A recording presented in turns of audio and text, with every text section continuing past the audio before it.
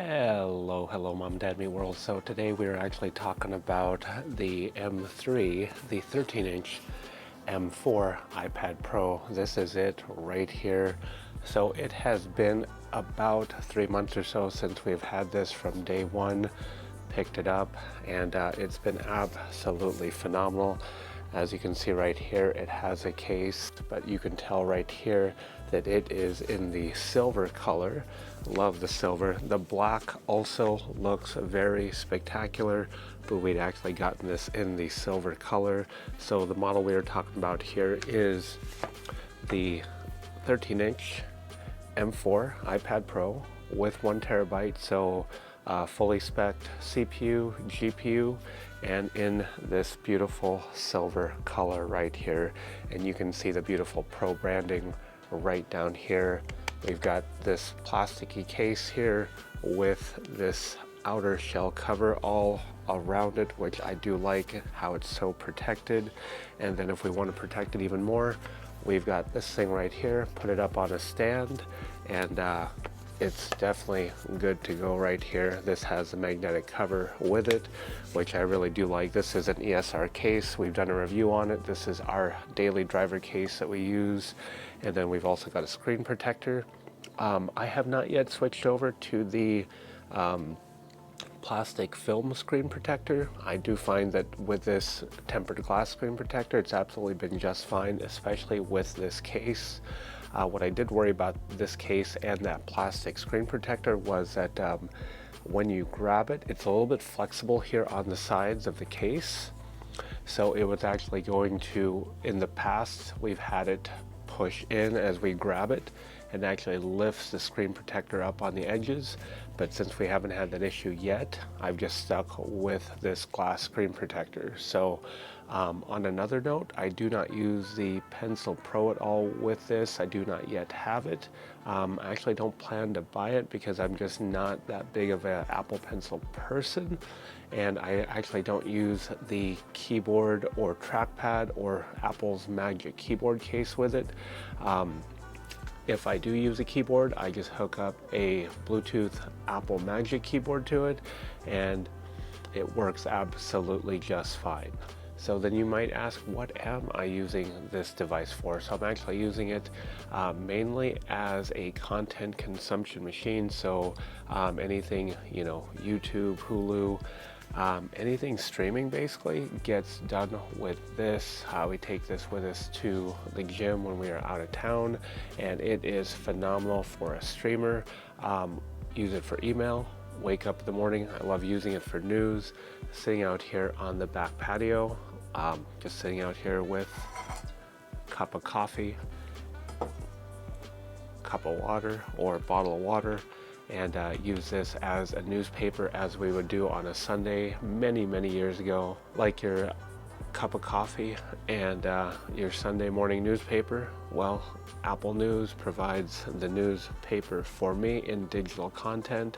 It is great for that. I also use it as a secondary display for an M3 MacBook Air and an M3 MacBook Pro. Works phenomenal using Sidecar, either wired or wireless. Either one works phenomenal with it. Great as a secondary screen, especially since we've got the smaller versions of both the Air and the Pro for the MacBook, and it is just great. So with the center mount camera and the Face ID, I find it works very well. It probably works almost 100% of the time, and I only say almost 100% of the time because there are times when I'm picking it up like this in portrait mode and my palm, my thumb here actually covers the camera. So that's something I've gotten used to. Just move my hand either to a little bit higher or a little bit lower, not just in the center when I pick it up in portrait mode. And then we've only used the camera maybe a handful of times. It works absolutely just fine, and I don't really think about it because, again, it's right in the center. Actually used it more than I thought we would have, but for the times we have used it on Zoom or FaceTime, having the center camera not looking off to the side is actually more of a factor than I had anticipated, because I wasn't anticipating that whatsoever, because we just didn't use it a whole lot. But it's nice to know that you don't even have to look, you're just right there centered, which is phenomenal. As far as apps and everything else goes, everything's just been very, very, very smooth. And you can see here that 120 hertz ProMotion, it's got the M4 in it, but it just seems quicker and more fluid. And because that 120 hertz OLED display, it's gonna seem just that much more fluid in combination with that chip. Apologies for the sun here, it just got done raining and storming. But yeah, this display, you can see here, it's getting brighter. It's been phenomenal. No issues with the brightness. When I am in a darker room, I find them actually turning the display all the way down. I normally have it set to auto, but I do have it set to turn all the way down because it is just that bright. It's very vivid. Not really a whole lot to say about it. So power, speed, performance, display, it's all here. Battery life is the last thing I can say. Battery life has been absolutely phenomenal. It actually feels like it lasts longer than the M1 iPad Pro that we were coming from previously, and so that's great. And speakers, some people said it got a downgrade in sound when it went from the M1 to this because of how thin it is, but I think that to me it sounds really, really darn good. The M1 sounded great. This does not go lower than that. To me it sounds absolutely just fine, as good as the M1, I would say. It's been absolutely phenomenal. We also did get the cellular model, so we have been tethering off of it with, like, say, a MacBook, and we've also been using it standalone with its LTE capability. It's been absolutely just fine. I know that this did not get the 5G ultra wide, so it actually got a level down, but the thing is, it's been much more reliable. The thing I noticed with that 5G ultra wideband connection is when you moved, it removed itself from that ultra wideband and went back down to regular LTE or 5G LTE. So this has been absolutely just fine. And so as far as the weight goes, weight, size, phenomenal. It feels thinner, but it also feels more sturdier than coming from the M1 iPad Pro. Don't really know what it is, don't really know if it's that extra infrastructure they put in.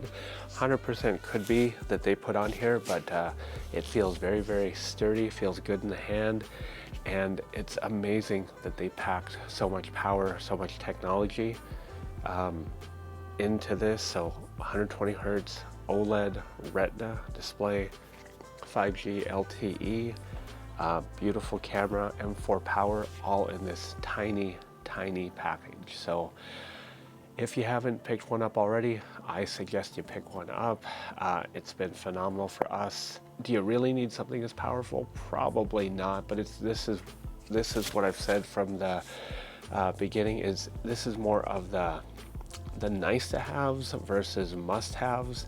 And to really have this power, this performance, this quality in this device, it's just been absolutely awesome. So hopefully you've enjoyed this video. This is our 3-month or so update on the M4 13-inch iPad Pro. Been phenomenal. It's our iPad of choice, and it's great. So hopefully you enjoyed this video. If you did, you know what to do. Please hit the like and subscribe button. It really helps out our channel. And until next time, thanks for watching.